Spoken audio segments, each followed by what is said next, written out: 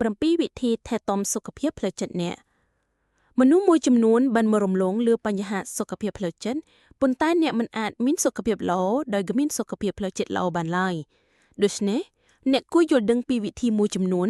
ដើម្បីថែទាំសុខភាពផ្លូវចិត្តរបស់អ្នក7ចំនួនខាងក្រោមនេះអាចជួយអ្នកបាន 1. និយាយអំពីអារម្មណ៍របស់ខ្លួននិយាយអំពីអារម្មណ៍របស់អ្នកគឺមិនមែនជាសញ្ញានៃភាពទន់ខ្សោយទេវាជាផ្នែកមួយដែលអាចធ្វើឲ្យយើងមានអារម្មណ៍ល្អ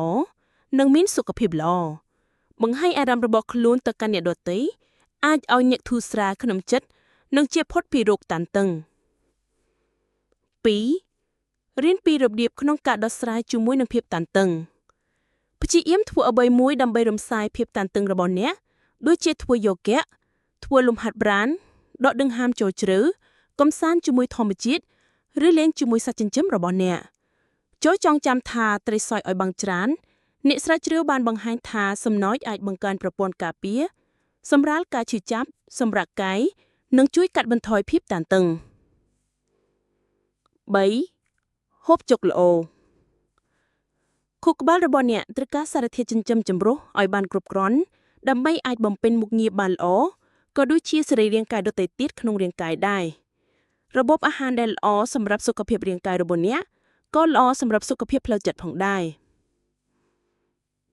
4. ជៀសវាងពីគ្រឿងស្រវឹងនិងថ្នាំផ្សេងមនុស្សភាគច្រើនជារឿយៗប្រើប្រាស់គ្រឿងស្រវឹងឬថ្នាំផ្សេងដើម្បីគ្រប់គ្រងអារម្មណ៍របស់ខ្លួនអ្នកខ្លះផឹកដើម្បីជំនាស់ការភ័យខ្លាចភាពឯកឯង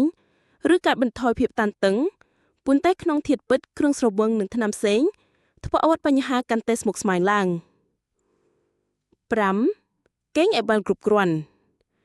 ការគេងមានផលប៉ះពាល់យ៉ាងខ្លាំងទៅលើសុខភាពផ្លូវចិត្តនៅពេលដែលយើងគេងបានគ្រប់គ្រាន់វាធ្វើឲ្យយើងកាន់តែងាយស្រួលរំសាយភាពតានតឹងក្តាប់ចំណងបញ្ហាបានល្អមានភាពសុទិនិយមនិងមានការចងចាំល្អអ្នកអាចដឹងថាអ្នកគេងបានគ្រប់គ្រាន់នៅពេលដែលអ្នកគ្មានអារម្មណ៍ថាងងុយគេងនៅពេលថ្ងៃ 6. រក្សាទំនាក់ទំនងគ្មានអ្វីល្អជាងការណាត់ជួបគ្នា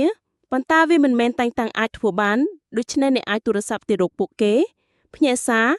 ឬសន្ទនាតាមអ៊ីនធឺណិតជំនួសវិញការរក្សាទំនាក់ទំនងឲ្យបានល្អជាមួយពួកគេនឹងជាផលល្អសម្រាប់អ្នក 7. ទទួលជំនួយនៅពេលអ្នកត្រូវការគ្មាននរណាម្នាក់ជាមនុស្សអាសាទេពេលខ្លះយើងមានអារម្មណ៍នឿយហត់នៅពេលដែលអ្វីៗមិនទៅតាមគម្រោងឬទទួលរងសម្ពាធណាមួយពីសំណាក់សង្គមគ្រួសារនិងការងារបើសិនវាលើសលប់ខ្លាំងហើយអ្នកគិតថាអ្នកមិនអាចដោះស្រាយបានគួរសួររកជំនួយគ្រួសារឬមិត្តភ័ក្តិរបស់អ្នកប្រហែលជាអាចដោះស្រាយបាន